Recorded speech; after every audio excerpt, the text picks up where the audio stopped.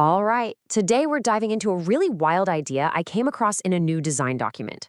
It's called the Purifying Rotor, and it's all about this idea that a car's wheels could do more than just, move you forward. What if they could actually clean the air? Yeah, I know. It sounds like something straight out of a sci-fi movie, doesn't it? But that's the big question driving this new technology. The whole goal is to take something that causes pollution and flip it, turn it into part of the solution. So for decades, whenever we've talked about car pollution, we've always looked at one thing, the exhaust pipe. But here's the thing, as engines get cleaner, we're starting to see that the tailpipe is only one piece of the puzzle. There's this whole other kind of pollution that comes from just driving. And that's our first big topic, this thing called non-exhaust emissions.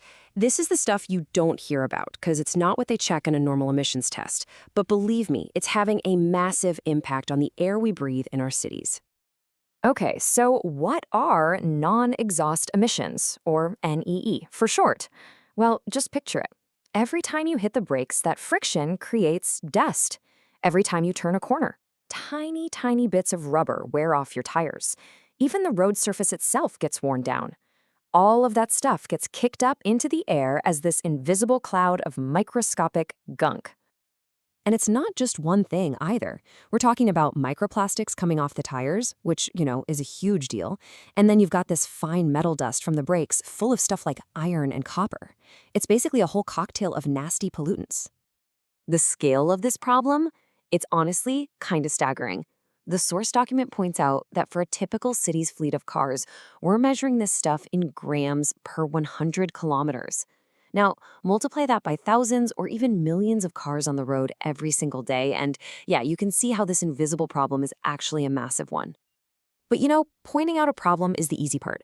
The really cool part, the part that got me excited, is the solution they're proposing.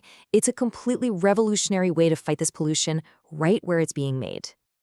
There's this one quote from the design document that I absolutely love. It just nails the ambition here. They say the goal is to convert the wheel from a mere kinematic element, a fancy way of saying a thing that moves, into a purifying rotor. I mean, how cool is that? Taking a simple wheel and making it an active, smart device that actually cleans the air. And here's the huge leap in thinking. Your standard car wheel, it has one job, roll. That's it. But this purifying rotor, it's designed to be a multitasker. It does the motion part, of course, but it also filters the air, generates its own power to run, and senses the world around it. It's a completely different way of thinking about what a wheel can be. And get this, it's not just an idea for your little passenger car. Nope, the whole design is scalable. They've got plans for buses, big trucks, and even trains. And what's really clever is that as the vehicle gets bigger, the wheel generates more power and captures more pollution. So it's designed to hit the biggest polluters the hardest. Okay, so we know what it's supposed to do. But the big question is, how? How does a wheel clean the air? Let's geek out a little bit and dive into the engineering, the anatomy of this thing. The whole thing works in 4 pretty slick steps. First, it pulls in the dirty air. Then, it powers itself up using the car's own movement. Third, it grabs onto the nasty particles. And finally, it has these clever systems to keep itself cool and to sense what's going on. Let's break each of those down. First up is inhale. And this part is just genius. See, instead of using a fan that would drain your car's battery, the wheel has these specially designed channels built right in. As the wheel spins around, those channels just naturally pull the air in. It's a passive system, totally energy-free. So smart. All right, step 2, power. The system needs electricity to work, right? Well, the purifying rotor makes its own. It has this built-in energy harvest ring that basically turns the motion and vibrations of driving, every bump in the road, into electricity. This is huge because it means the wheel is totally self-sufficient. It doesn't need to be plugged into the car at all. Okay, so we've got the air coming in and we've got the power. So how does it actually capture the pollution? Well, that electricity it just made powers up these electrostatic plates. They create a little electric field, and this forces all those particles, the brake dust, the tire bits, to stick to a filter cartridge. It's kind of like this static cling you get on a sweater, but for pollution. So, does it actually work? Well, the target efficiency is pretty impressive. For those really dangerous tiny particles, the ones called PM 2.5, they're aiming to capture between 50 and 70% of them. For a device that you just bolt onto a car, that's a huge deal. It could make a real measurable difference in busy city centers. And finally, step 4 is all about the smarts. The wheel has this special skin on it that helps it stay cool, which is super important for keeping all the electronics working right. And at the same time, you've got these tiny little microsensors that are constantly checking the air quality and system performance, sending back a ton of useful data. And that data? Oh man, that's where this whole idea goes from being about just one car to being about changing an entire city. Because this isn't just about filtering the air, it's about understanding it. Just think about it for a second. Every single car with these wheels is now a moving, breathing environmental sensor. It's mapping air quality street by street in real time.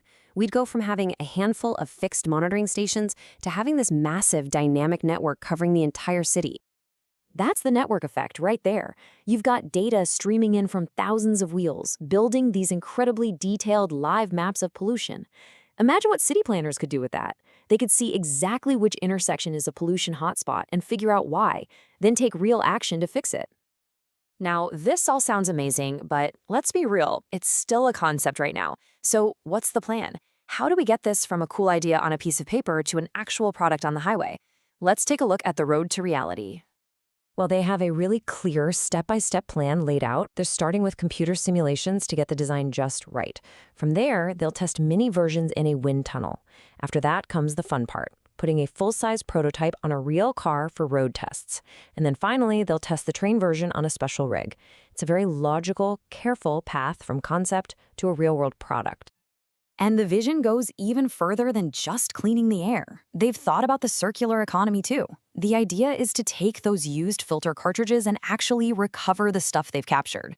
The metal dust from brakes, that can be recycled. The microplastics from tires, they could be mixed into asphalt to make roads stronger.